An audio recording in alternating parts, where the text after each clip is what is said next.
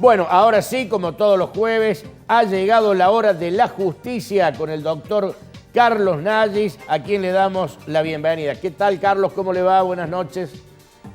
Raúl, Marcelo, muy buenas noches, como siempre, un gusto. Qué gusto, Carlos. Mire, tenemos tantas cosas para preguntarle, pero yo quiero arrancar de entrada nomás un nuevo caso de LAPROS, negándole a una chica de 22 años que tiene fibrosis quística, que ha aparecido un remedio que aparentemente mejoraría su calidad de vida, y de nuevo el LAPROS negándole o no queriendo comprar o no queriendo asumir. Y entiendo que usted está defendiendo a la chica Valverde. ¿Es así, doctor?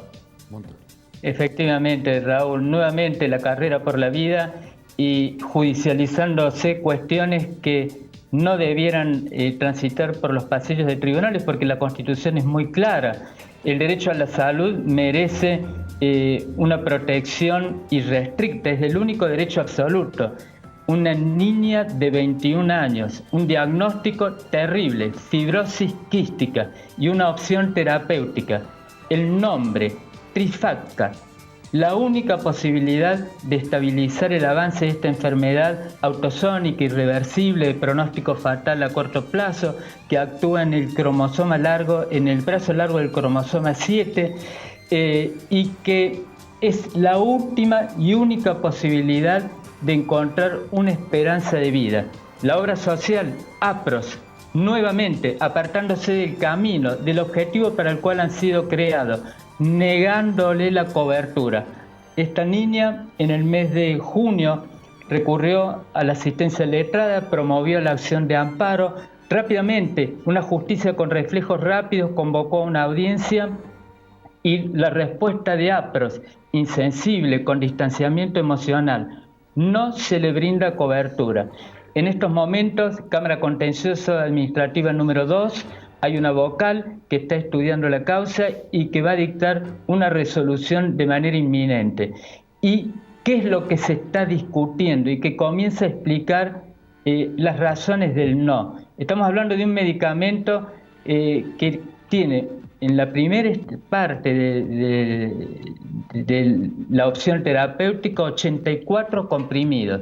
Raúl, Marcelo, y para que la audiencia lo entienda, esto implica un costo de $62.500.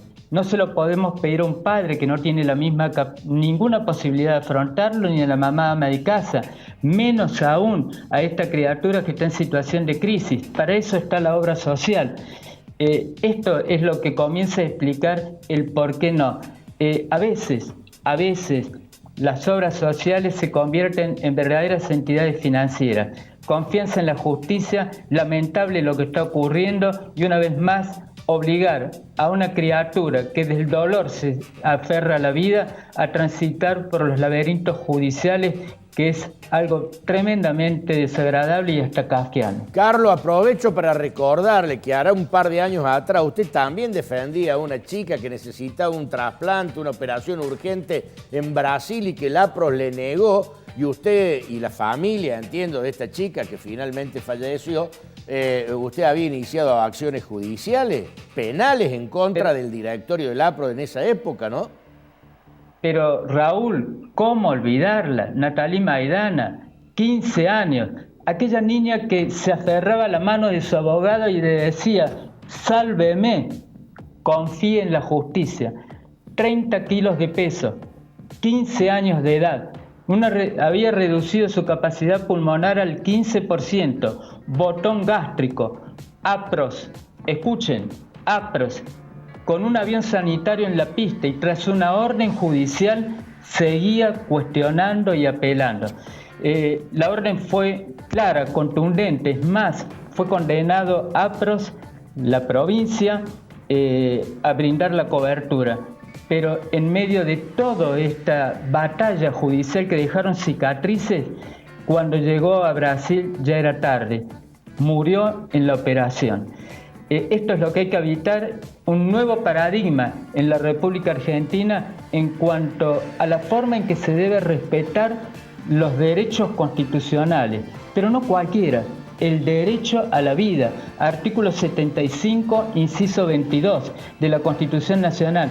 Hay que ponerse en el lugar de esta niña que en medio de un momento de excepción, con un diagnóstico tan cruel, frente a lo que todos estamos percibiendo como algo terrorífico que es el COVID-19, si algo de esto llega a acercarse a esta niña, sería fatal. Tiene miedo, tiene necesidad, tiene angustia y desde otro costado la insensibilidad absoluta.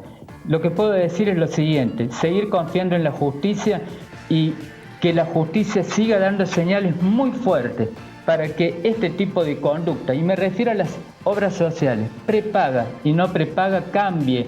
A la gente hay que atenderla, hay que contenerla, hay que brindarle una respuesta, pero no en cualquier tiempo. No se puede construir respuestas sobre el cadáver de las personas. Sí, sobre todo cuando lo que te están pidiendo es vivir, ¿no? Porque lo que está pidiendo esta chica es vivir.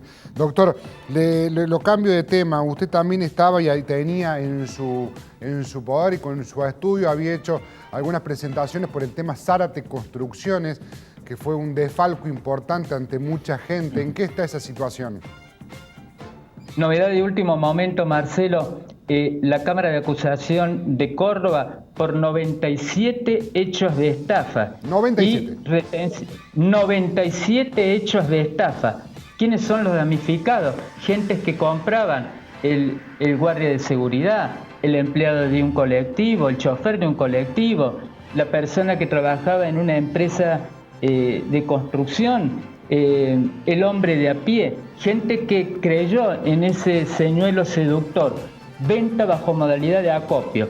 Se confirmó la prisión preventiva en el día de hoy de Francisco Daniel Scudieri, el líder de esta empresa que reconoció un incremento exponencial en su patrimonio en los últimos años, y también están imputados su esposa, su hermana, el abogado que trabajó en el concurso, el contador que trabajó en el concurso y un socio.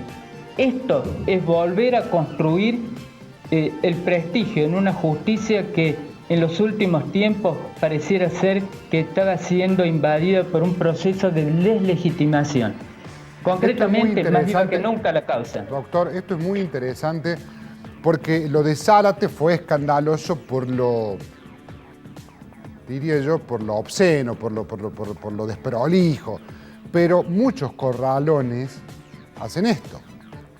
Hacen esto de venderte por acopio. Pero lo que pasa es que terminan siendo 3 casos, 10 casos por corralón. Depende del corralón. En este caso, que es un corralón grande, casi 100 casos. Lo que termina marcando es, atención, corralones, llámese Zárate o llámese como se llame, cualquier estafa puede terminar preso. Y es un buen síntoma que está dando la justicia. Marcelo, Raúl, buen síntoma, es lo mejor que podría ocurrir en una sociedad en donde la confianza pública está herida de muerte.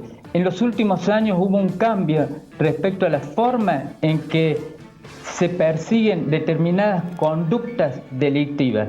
Anteriormente, incumplir un contrato, no atender una obligación de pago en tiempo y forma, una obligación de hacer, no generaba una responsabilidad penal.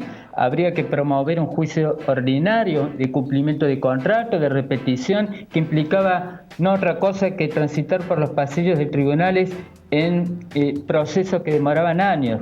La mirada de la justicia fundamentalmente de 2 protagonistas estelares de esta nueva justicia del crimen, la doctora Valeria Ricci y el doctor Gavier, comenzó a detectar que son nuevas, versátiles modalidades delictivas, la de los pícaros, que enfundados en una estructura de poder, con un andamiaje de asistencia técnico-jurídico, evadían el cumplimiento de la ley y, por cierto, de la ley penal, y sorprendían a incautos compradores o personas que desde el principio de buena fe depositaban no solamente la confianza, sino todo el dinero producto de ahorro durante años. La mayoría de estos pícaros está preso. El mensaje debe ser muy claro: esto es delito, esto es engañar a la gente, esto es ardir. y el ardid es una forma de construir maniobras estafatorias. Carlos, acá me hace un televidente una pregunta para que se la traslade. Dice, me encuentro en posesión de unas tierras desde hace 25 años y ahora me encuentro con la sorpresa de que me quieren desalojar. Yo pagué durante todo ese tiempo los impuestos. ¿Tengo alguna defensa?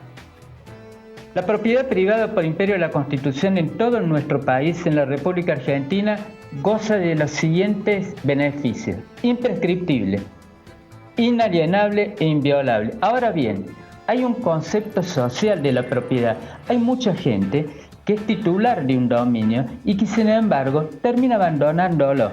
¿Qué dice la justicia? En la República Argentina todo prescribe. Lo único que no prescribe son los delitos de lesa humanidad.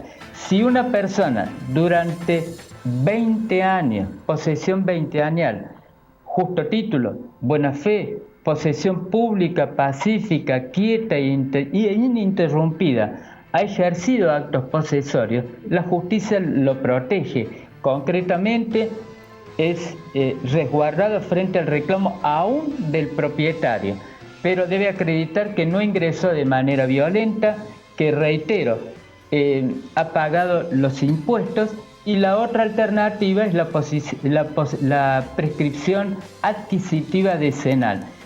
¿Cómo es esto? Si ha poseído durante 20 años de manera pública o durante 10 años pagando impuestos de manera quieta e ininterrumpida, realizar un estudio de títulos, pedir un informe dominial, se va a requerir informe al Juzgado Federal, a la Dirección General de Rentas, a la Dirección del Registro de la Propiedad. Se le comunicará que hay una persona que está haciendo uso de una propiedad que ha abandonado el titular por más de 10 o 20 años, y no solamente no será removido de ese lugar, sino que tiene posibilidades de acceder al dominio mediante un juicio que se llama proceso de usucapión, que le va a permitir llegar a la titularidad dominial.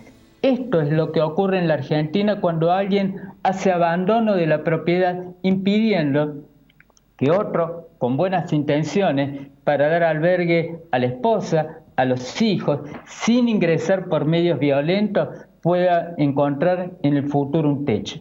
Doctor, una pregunta también que nos llega de un televidente nuestro que es comerciante. Dice, yo me encuentro explotando un local comercial.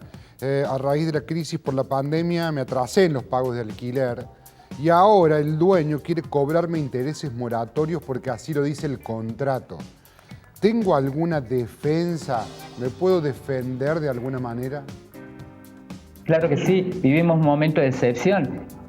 Más de 40 decretos de necesidad y urgencia en medio del aislamiento preventivo, social y obligatorio. Decreto 320/20. Concretamente, no solamente que están suspendidos los desalojos, sino que está absolutamente prohibido por el atraso en el cumplimiento del pago de las mercedes locativas cobrar intereses punitorios, compensatorios y moratorios. Todas las obligaciones comienzan a devengarse a partir, juntamente las que se dejaron de pagar, con las mercedes locativas. Para que se entienda, mercedes locativas es el monto equivalente al alquiler que hay que pagar mes a mes a partir del mes de octubre, que se puede concretar en 3 como mínimo y en 6 cuotas como máximo. Carlos, como siempre, brillante, nos ha quedado absolutamente resuelto todo lo que le hemos preguntado, así que le agradecemos muchísimo y lo convocamos el próximo jueves para hacer, como siempre, el micro suyo. Buenas noches y gracias. Un abrazo, Raúl. Un abrazo, Marcelo. Gracias, gracias, grande, doctor. Impecable, impecable. Como siempre. No, el tema este de los atrasos de los alquileres, no le pasa a una persona, le pasa a miles. Y no le pueden cobrar intereses punitorios. Muy claro el doctor cuando dijo, más allá de que el contrato lo contemple, claro, hay una ley superior, que es este decreto de necesidad y urgencia emanado por el presidente, que prohíbe que eso se ejecute.